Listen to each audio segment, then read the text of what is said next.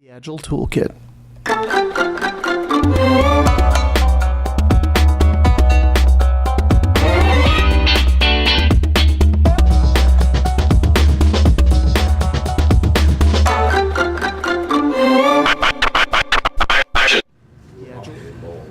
Good evening. My name is Casey Corcoran. I'm here today to present on Lean Startup in the Enterprise. I titled this A Two-Front War, and you'll see in a minute why that is, and I'm going to digress a little bit in the beginning and talk about some other things I've done. But I did want to give some opening credits to Java Atina, who's the Senior Director of SIU Services in my organization, because I borrowed many of the things from a presentation that she actually did for us up in Baltimore at the Baltimore Lean Startup meet a few months ago. So real quick about me. I am from Germany, so if anybody speaks German, I'm always happy to speak German. And I served 14 years in the US Coast Guard, so that's, a little bit strange. I've done 3 startups, and I'll talk a little bit more about that in a minute. Right now I'm working on the commercial healthcare software and services sector at General Dynamics Information Technologies. So within General Dynamics Information Technologies, we've done several what I call start-ins. So we've actually launched both disruptive and, what was the other one? Sustaining new products and services. And actually what's interesting as you were going through this is that your presentation always assumes that you're building a product and bringing it to market. And quite without even thinking about it, I'm actually going to present not a product but a service. So it'll be an interesting parallel to see how can we use Lean Startup principles in a service delivery versus a product delivery. I'm also the co-founder of Be More Lean Startup. We call it a waste loss program. Get it? And I have been applying Lean Startup principles since before they were called Lean Startup, and we'll get into that in a little bit here. Because I got into Lean Startup the easy way. Back in 1999, I learned to be lean. And I learned, to begin with, what DROOM stands for. Does anybody know what that stands for? What a venture capital tells you, DROOM? Out of your mind? Don't run out of money. Remember the hype of internet, 1999, before the crash, the boom, whatever you want to call it. Everybody was out there raising money. We were out there raising money. And my first startup story, we had a great idea. We had mobile business applications that can be used from a mobile phone. I mean, how awesome is that? I never heard of that? Nobody does that, right? Remember, it was 1999. We had a problem to solve, a growing mobile workforce that needs instant access to everything, right? We had a technology and solution. We had it licked before anybody else did. We had products called you mail it, you file it, you sync it, you exchange it. You could do all this from your phone. We had customers identified, all 6 billion human. Maybe a few pets. We actually had a brochure that came out that said that there'll be 6 billion users of this product at one point. I don't know. And we had money, we had venture funding. And we had a name. We were UWAPIT. Remember the wireless application protocol? Oh yeah. Yeah. We did have venture funding, so eventually we got a new name. We called ourselves Star Remote Wireless. That was a bit better, right? Guess what happened? We ran out of money. Very simple. We ran out of money. That's how I learned to be lean. And it was the easy way, because with our funding exhausted, no revenue, and it's 2001. What was going on in 2001? A lot of things were going on, but none of them were positive, right? We had overbuilt our solutions. We had 5 products. We had a hosting infrastructure. We had partnerships with all sorts of people. But we didn't have a single customer. So we had a bright idea. Let's go find out who needs which solution, is willing and able to pay for it. It's kind of goofy, right? And, we talk a lot about getting out of the building these days. But we actually, I think, for the first time got out of the building. We actually got out and went out and talked to potential customers. Up until this, guess who we were talking to the whole time? Ourselves. Talking to ourselves and venture capitalists. Nobody that actually knew what needed to be done. We focused on customer development. I remember going to our sales director. We had a sales director. We had no customers, but we had a sales director and a marketing director. And handed her 4 brochures 3 of them were our existing products. One was a product that we just dreamt up once and said, don't come back until you tell us which one of these we can sell. She came back 2 days later, took the 3 that we'd already built, threw them in the trash, and said, that's the one. We're like, you're kidding me, right? Well, we sold enough of that product of a product that we hadn't originally imagined, that we sold the company in 2005. So sustained us for 4 more years. Now, I call it a graceful exit. Nobody got rich, but we exited. Nice. So, kind of my very path to GDIT Health was ASG Software Solutions was actually the company that bought us, and that was our graceful exit, and I headed up worldwide sales support there for them for a while, and they're just around the corner down here, by the way, on Sunrise Drive, their Virginia office. From there, I went to Fairchild Corporation. Fairchild Corporation was doing motorcycle clothing and accessories. They were called Fairchild Sports at the time. They were the same ones that built airplanes before that and did semiconductors, same Fairchild. It was a corporate reinvention. So that was a kind of a start in. From there, I went to Initiatives and Development, which was a French company who was doing a spin out of their business model from France to all of Europe. And I ran that for them for a while, which was an on-tail retail loyalty and services business. I didn't really get to practice lean with these because it wasn't really mine to do until I got to General Dynamics Information Technology. So when I came back to the US, where I was hired to congeal and bring together the commercial software and services organization within General Dynamics Information Technologies.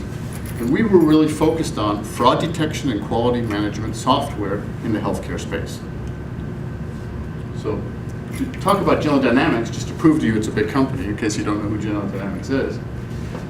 We do have 95,000 employees and $30 billion in revenue, 4 business segments. But the important part of this slide really is General Dynamics acquired a company called Bebs, that's the organization that I was with, in order to seed their health IT business area, right? They were mostly in defense, working for DOD and some other folks. So they bought us, then they went out and bought Vangean and Buccaneer, and created this fairly substantial health IT and health services practice. So that presented some challenges because the framework that we were working within, commercial health solutions in GDIT, is that we were a commercial product business model buried within a federal services integrator company. So you think about $30 billion doing one thing, a couple of million over here doing something else.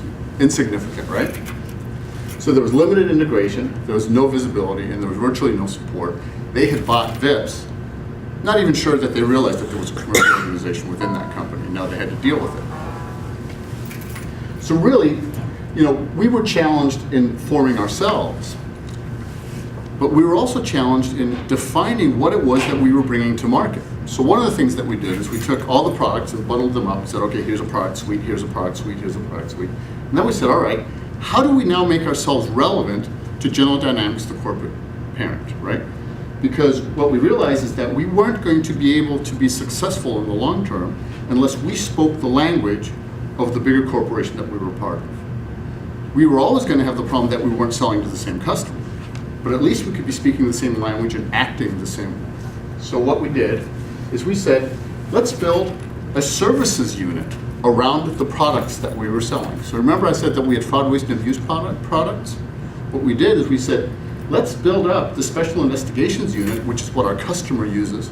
They use our product to investigate health claims to see if they're fraudulent, wasteful, or abusive.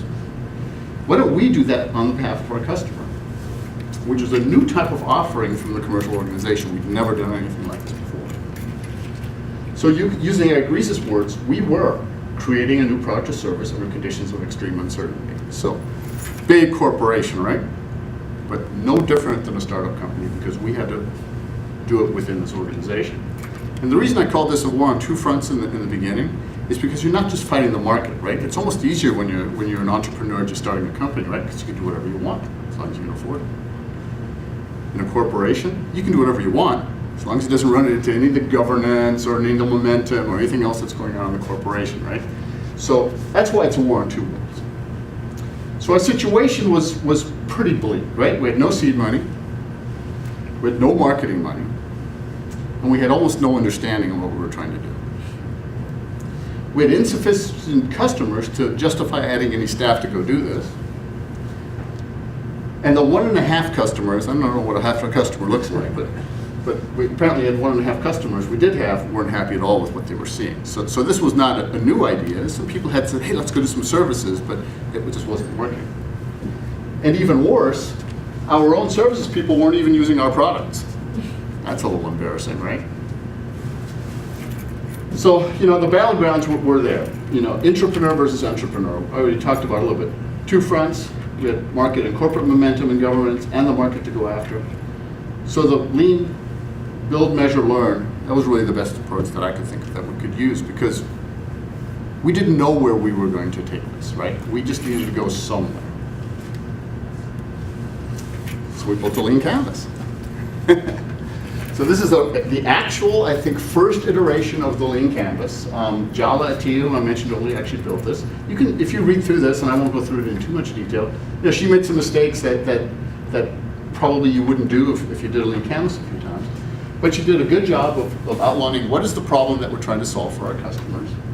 Who are our customers that we want to go after? Most importantly, who are our early adopters? That's always an important thing when you're starting something new, right? Because you don't know if anybody wants to buy this. And if you don't have any early adopters, it's going to take you a long time to find out. What's the solution we're going to offer to them? What are the key metrics, unique value proposition? Why are we going to be better at it than anybody else? In this case, it was easy. We had actually hired her and her entire team from one of our customers who laid them off, so that was okay. They shut down their business unit. She laid out the cost structure, what it's going to cost us to get into this business, and also what the revenue streams are. Now, notice there's no numbers behind these. That was in another part of the presentation.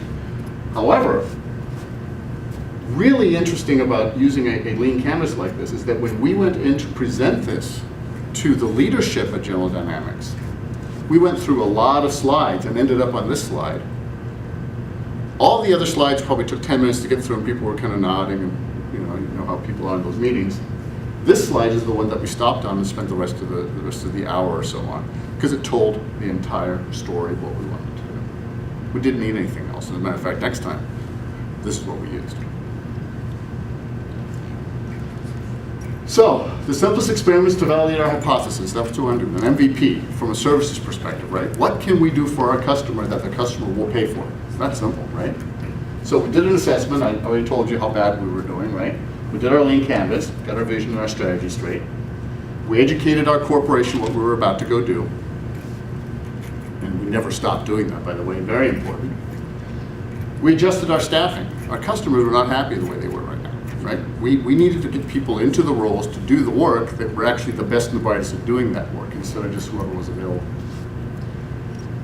And one of the most important things is that selling for a services component is validated. Because you're not building something to see if somebody will buy it. You're going, hey, I got something, you want it? Right? Because it's a service. Oh, you don't want that? What is it that you want? Your validation goes very quickly in that respect.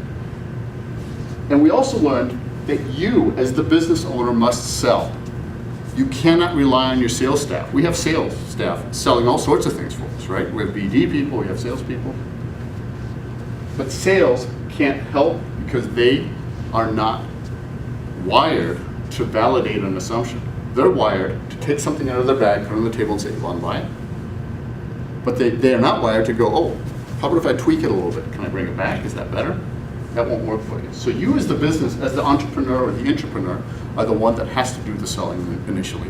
Until you know what the business is that you're selling, then you put a box, bow, give it to the sales guys, and they'll scale it out for you. Another very important part that we learned is protect the base. We had 1.5 customers which weren't generating very much revenue.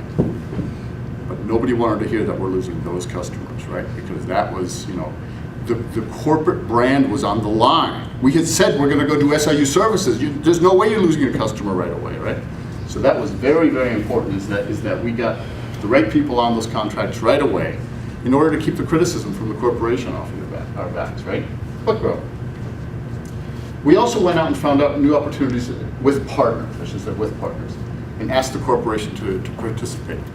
At every venue that I could, I brought my boss to the party. at every venue that she could, because she was a big component, she brought her boss to the party. And eventually, you just walk through our corporate headquarters, and they're going, hey, those are the guys doing the SIU. $30 billion company. I mean, we weren't even a rounding error in the financials at that point. But they were talking to us about us in the hallways. Pretty neat stuff. And of course, the biggest thing is always, in everything in Lean, is to measure your success. And the only way that you can communicate your success up the chain is if you're speaking the same language as your corporation is speaking. If your corporation talks about profit margins, then you better be saying profit margins. If they're talking about utilization and applied utilization and direct and indirect, then use those exact same terms, even if you think they're retarded in the commercial world. If that's what your corporation speaks, speak their language. Otherwise, it doesn't matter what you're saying, there's eyes glaze over. So, over-communicate, inside and out. So where are we now? So news from the business front is we're high margin. That gets everybody juiced, right? Our 2012 revenue was in the millions. So this was 8 months in. It's the fastest growing business area. That gets everybody juiced. And we fully integrated into the feedback loop of our products and product sales. Remember, we weren't even using our products before? Guess what we have in-house now? We have our own MVP testing shop, because we are doing the work that our customer does on their behalf. So we have our own people in the house using our products and telling us what works and what doesn't work. Best thing that ever happened. Even if we didn't make a dime on SIU Services, it'd be worth it just for that.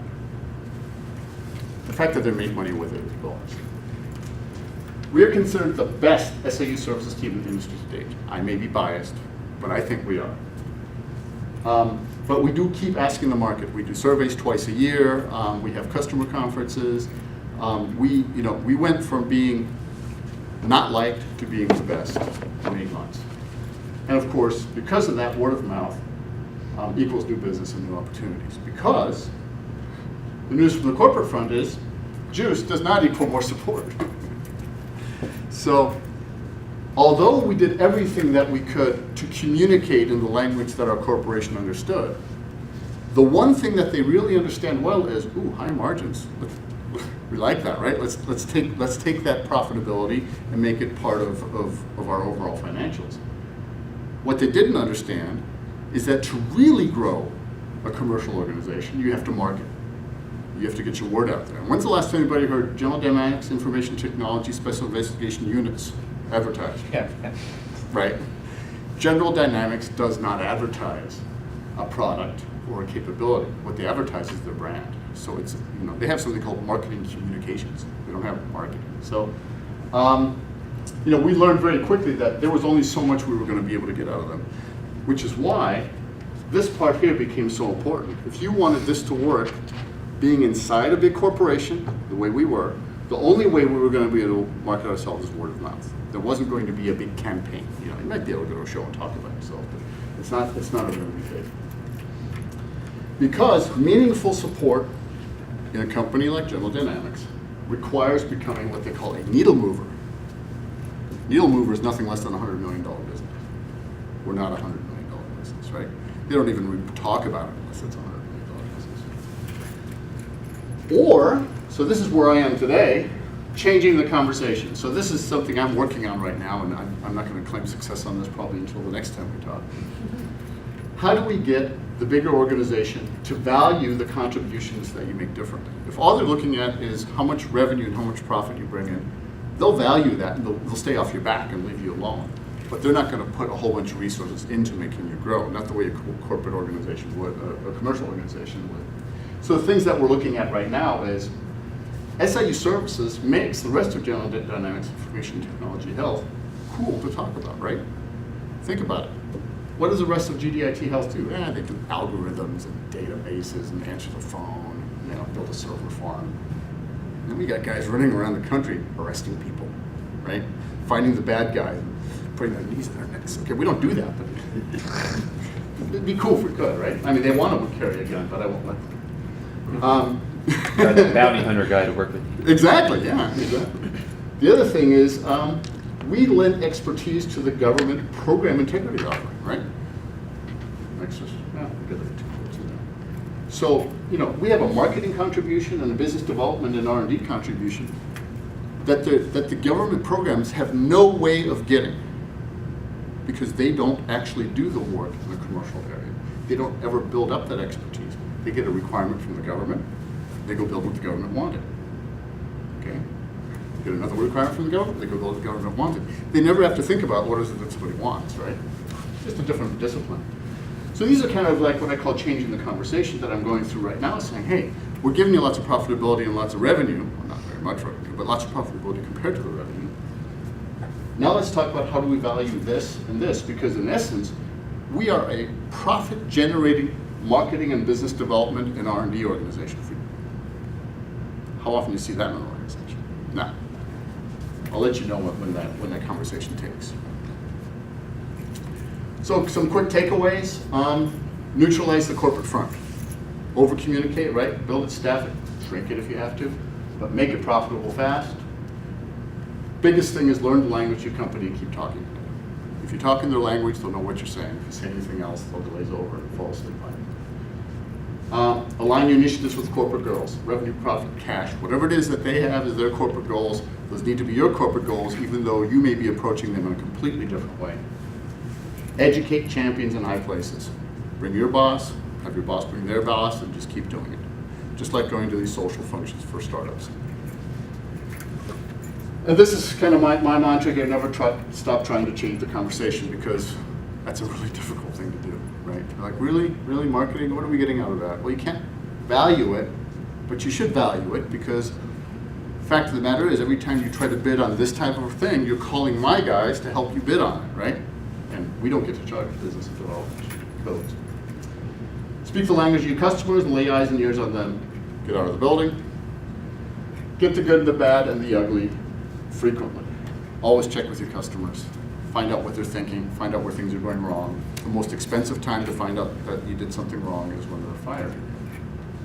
Solve their problems for them. Find out what their problems are before they even know they have the problem, right? Talk to the people doing the work, not to the managers. And don't forget to look over your shoulder what the corporation is doing and keep them informed and engaged. That is the number one thing about doing a lean startup within an organization. And then finally, create structure every step of the way and update the corporations about new changes in progress. One of the things that we failed to do early on was create artifacts that showed what our product progress was. We were briefing it, but we didn't have kind of standardized reporting and things like that. We instituted that much too late. We learned that now. The next time we go through it, we will be doing that. But that structure would have helped us keep the positive energy going. Any questions? I was curious. You mentioned the services. Primarily about the SIU Services unit. How much impact are you seeing on the product, in fact, that they're using there from the? It's phenomenal, right? So one of the products is called Stars Commander. It's actually it's a case management tool that the investigators use to manage the case that they're building against the bad person who's doing fraudulent or wasteful things in their business practice. That was a fairly new product when it came on the market. Nobody was using it. Now we have a dozen customers using it. And would it be usually that you go in with SIU and use it with them, and then they buy it for themselves or something like that, or is it? That's one model where we're doing the SIU outsourcing, and we give them access to the tool, kind of like Sensei, to see the progress that our teams are making. So right. they get hooked on it that way. Okay. You build a timeline in that tool? I'm sorry? You build a timeline of what happened? Absolutely, yeah. It's a very full-featured tool. But it's very specific for healthcare fraud investigation. It's not a generalized tool. Did you start from some other fraud into healthcare? No, we've been doing healthcare fraud for over 20 years. So you talked a little bit about keeping the management informed. Mm-hmm. How much of this was, or like how much of this was initially blessed by them? Like, did you have the canvas. Because we weren't asking for any money, right? We had revenue streams, we had cost streams, but frankly, until we had somebody paying for the people doing the work, it was the business owner whose job it was to sit down and figure out how to make this work. So we weren't really consuming. We were consuming maybe some marginal resources that were additionally, but nobody that would have been billable on another project like that. How were you paying for your stuff at that time? Well, because we do have a product organization, and the product organization has the ability of shifting budgets around, but we weren't increasing the overall budget of the organization. So we had to do some magic to make that happen. So we brought some people on that instead of, we have a product development organization for 100 people, we took a couple of people from that and assigned them to something else. Are you the rainmaker? Am I the rainmaker? What does that mean? The one who going and building the relationships. No, that wasn't me. That was Java. So she was really the person that took this on. Now she was in a perfect position for it because, like I said, we took her from a customer. The customer sold that business owner and shut down the SIU. So they were all out of business anyway. We weren't ticking off an existing customer or anything. And we said, hey, this is a good place to go. We had a couple of vacancies. We repurposed them, brought them on, and that's how we got the position we started.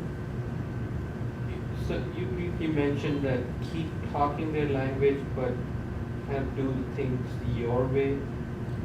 So You have to learn to translate on the fly. Right. So, but what about the? How do you handle all the corporate, for lack of a better word, nonsense that comes, or the red tape that comes in? I call it buffoonery.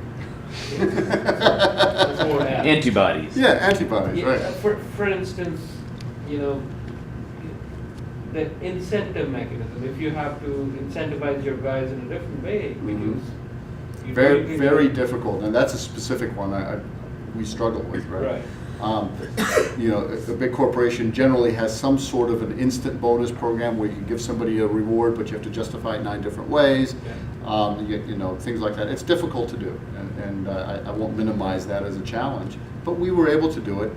One of the ways to do it, and specifically for incentives, is we would give people specific goals, and then we would clear it ahead of time with our HR department that for that goal we would be able to give an incentive, but it was a lot of work. So you were given that exception just for your group. It wasn't easy though. It wasn't easy at all, and it's not something that I think we would do that differently. Also, is like as part of the lean canvas, maybe we would start with, hey, we're going to put an incentive process in place. Now that we've shown that we can do it once and we're generating lots of revenue and profit, I think it'll be easier the next time. I've used the lean canvas 2 other times. It was for products. Not as successful because it wasn't something new and exciting that we were doing. We were just kind of adding a feature or something like that. It was good for us, but it wasn't great for the organization. Good question. Anything else? I have something, but I can't keep private. It's always one of those. Otherwise, everybody else will throw me out. Okay. All right. Congratulations. Okay.